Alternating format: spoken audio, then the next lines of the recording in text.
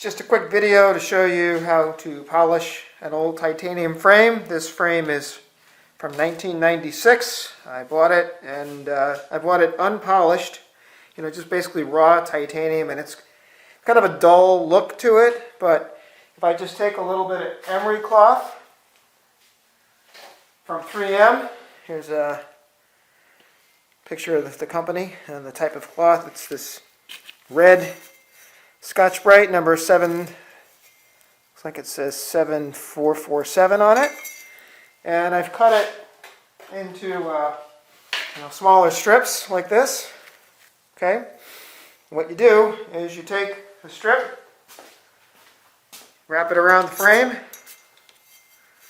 okay, either side, and then you just start going back and forth on the frame, just like this. And you can see how quickly and how nicely it starts to appear with a nice polished look to it. Really, that's all there is to it. Don't have to get it wet. Just rock it back and forth like that. And makes the frame look, actually I'd say, better than it ever did even out of the factory. It really looks nice. In fact, this is probably the most popular finish you can order from the factory. This is an old Linsky bike. Again, it's now, an old Lightspeed, which is now owned by Linsky. Okay, David Linsky actually built this frame. And here we go. Linsky frame. You can see for now I've left the decals on the bike. I should probably remove them, and polish behind them and reapply new decals.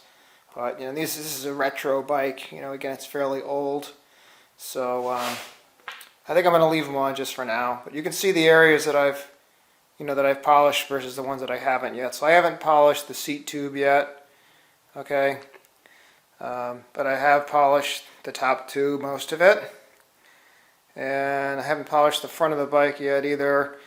I did do one of the chain stays in the back. This chain stay actually has some protection on it, some kind of a plastic protection, which of course makes it look duller. I should probably again remove that protection and then polish that as well. But you can tell it makes a huge difference. Really makes the bike pop.